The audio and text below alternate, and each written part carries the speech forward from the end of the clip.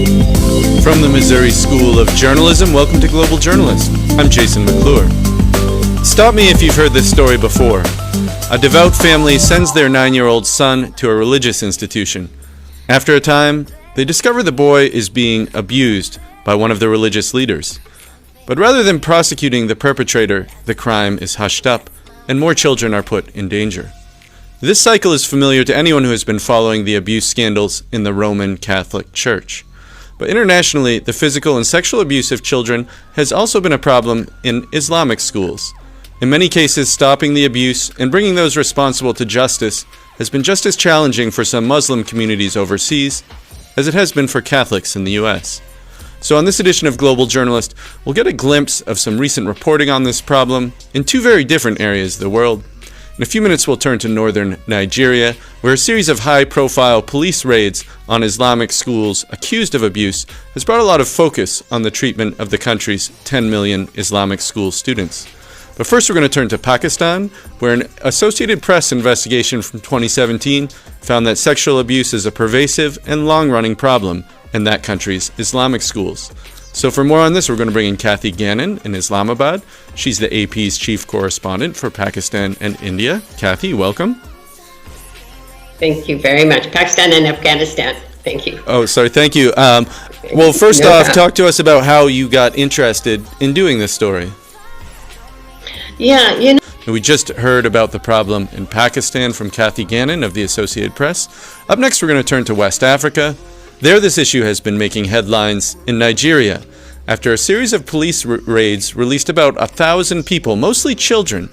They'd reportedly been held in inhumane conditions in institutions that were nominally Islamic schools, but in reality more like detention centers.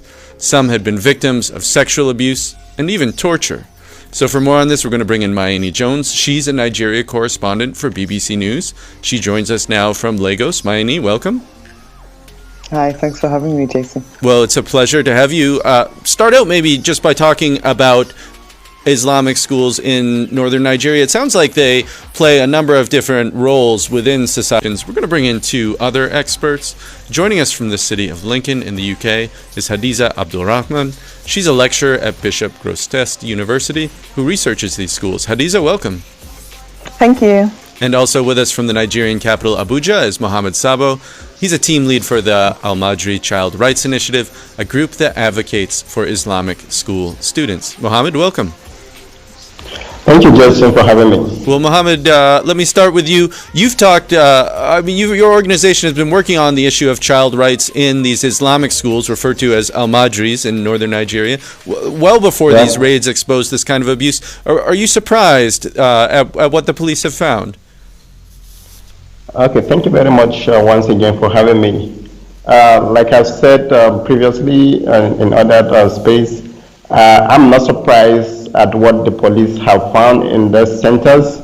They are clear manifestation of what the centers look like across the country, as we have seen. They are indeed what the children also face across the country. So I'm not in any way surprised by the recent revelation that we see in these centers. And just like Mayeni said, many people within the country knows about these centers. They know how the children live. I mean, these children, beside those that are in the building, we see some of them outside, in an even worse condition. So I'm not in any way surprised with the revelation we have seen. Well, Hadiza Abdulrahman, if I could bring you in, you've talked about how this system of Islamic schools, it often doesn't make sense to foreigners, to outsiders, but in fact they do play a really important role in people's lives in northern Nigeria. For an American, for someone from the UK who may never have been to this part of the world, why would these seem strange? They would seem strange because we don't understand the context within which they exist. We don't understand the role that they play in the northern Nigerian society as it is. I always say that when you're looking at Quranic schools like this, you need to understand the Nigerian context. Schools like this and the things that have been uncovered can really only happen because of the context within which they exist, because of what I call societal failures in many ways. And they're a microcosm of the Nigerian society. So whatever is happening in Almajiri schools is also happening in the wider society. And that's what I keep bringing people back to. These things are not unique to these schools at all. That's what happens in homes, in police stations, in Western-styled schools, and other establishments all across Nigeria. Well, you raise a good point there, but Mohammed Sabo, if I could turn this to you, give us just a sense as to what the daily life is for the average student, the average Almajri, as you refer to them. What's it like for them? What do they do? So in this regard, I would like to disagree with Hadiza a bit. For me, if we are to solve the problem that is associated with these children, we need to be transparent in our communication. We need to be able to differentiate and at least and say the reality of what things are. The reality of these children in these schools, beside what we see that they are being confined in such places, what about those we see begging on the street every day before they eat? What about those we see exposed to abuse and dangers? What about those we see being used for child labor and all that? So it's not enough for us to say that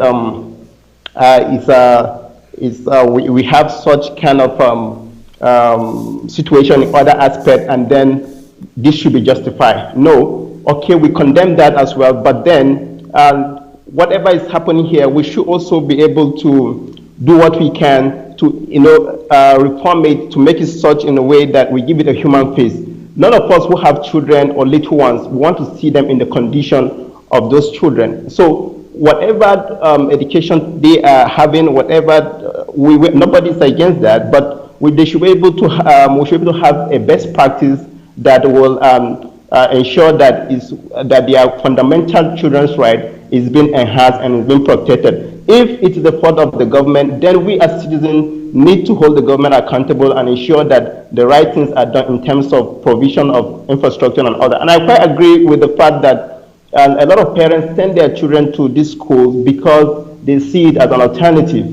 Indeed, everybody knows that the formal or conventional schools are not available in these villages, and that's why most parents see this and then send them send their children to this school. So that is agreed. But whatever we see it, however we see it, the human right violation, the children right violation, where these children are exposed in the way and manner we see them, must be something that should concern all of us. And for me, it should be the central focus of our discussion. Well, Mohammed, let me stop you there because I think you raised a number of different points there, and I want to let Hadiza respond to them. But you raised this one aspect of child begging, which is a way that, which is a feature of many Islamic schools in northern Nigeria, is that the students, quite young, 8, 9, 10 years old, they go out with bowls and they beg to support themselves for food or for money, and they are taught classical Arabic scriptures, the Quran, and are not taught math and science and reading in English. And so I don't think anyone here is condoning the abuse that's taking place. But Hadiza, if you want to pick up on this.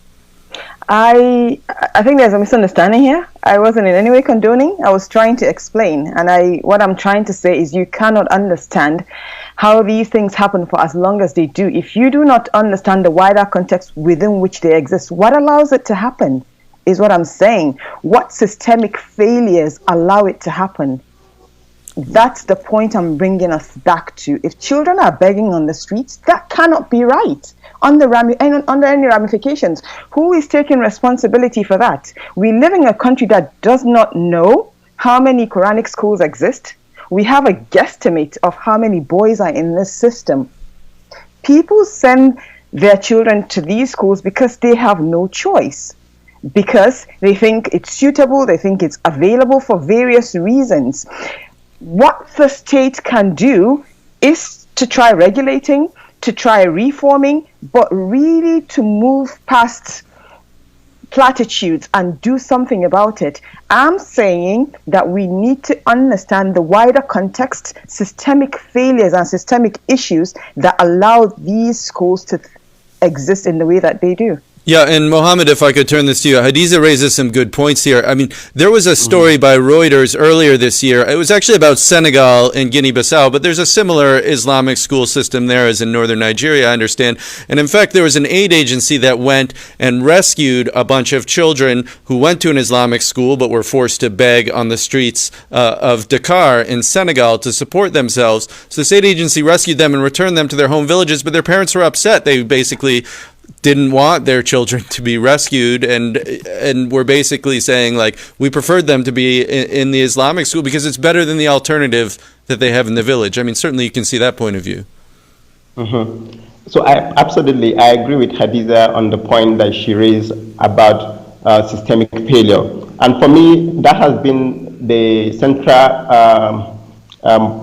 focus of our advocacy. It's about governance, failures of governance in all ramifications, in terms of failures to use the state resources for the benefit of the poor, in terms of also using the state resources and capacity to enforce the laws where necessary. So however you look at it, indeed, it's the failures of governance and all that. And it's first of all, we need to be able to indeed hold government accountable to demand that these schools be available for these children where they come from, and so that they don't see a school that violates their rights and as an alternative.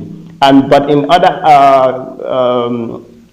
in relation to what you say about some parents in Senegal, we all know that the state has responsibility and obligation to protect children from abuse, exploitation, even while in care of their own parent. So even if parents, their resistance to protect the right, to stop their children from begging in the manner we see, the state has the responsibility to protect the children from it. But first, the state needs to also be able to hold up to its responsibility in ensuring that these schools are available, and then the social welfare that are needed to support these children in this school are made available. And well, this certainly makes sense, Mohammed, but let me move this back to Hadiza because our time is growing short. Hadiza, I mean, if you could highlight one thing that is misunderstood about these schools by outsiders, what would it be? Everything. So I looked at something I call the dominant discourses. I think even in our manner of looking at this system, at the issue, we lose sight of what meaning it holds for the people who send their children there, and we approach it from the perspective of another meaning making. So for me, it's about meaning making with the best of intentions, with all our solutions. If we do not understand the relevance of this system, the meanings these people hold for the practitioners, we keep getting it wrong. And that's what I keep getting people back to. Understand the reason that people send their children. Understand the reason that people still send their children to the foot of the Malam. We might be Western schooled, and that means that changes our way of viewing what education is. But till we truly know that education for them means different things, that these people are trying to make the best in a country that has given them so... What would it be? Everything. So I looked at something I call the dominant discourses. I think even in our manner of looking at this system, at the issue, we lose sight of what meaning it holds for the people who send their children there, and we approach it from the perspective of another meaning making. So for me, it's about meaning making with the best of intentions, with all our solutions. If we do not understand the relevance of this system, the meanings these people hold for the practitioners, we keep getting it wrong. And that's what I keep getting people back to. Understand the reason that people send their children. Understand the reason that people still send their children to the foot of the Malam. We might be Western schooled, and that means that changes our way of viewing what education is. But till we truly know that education for them means different things, that these people are trying to make the best in a country that has given them so little, and yet we come back and we scapegoat them for everything. So for me, the biggest misconception is that it leads to people becoming Boko Haram, the non-state Islamist terrorist group.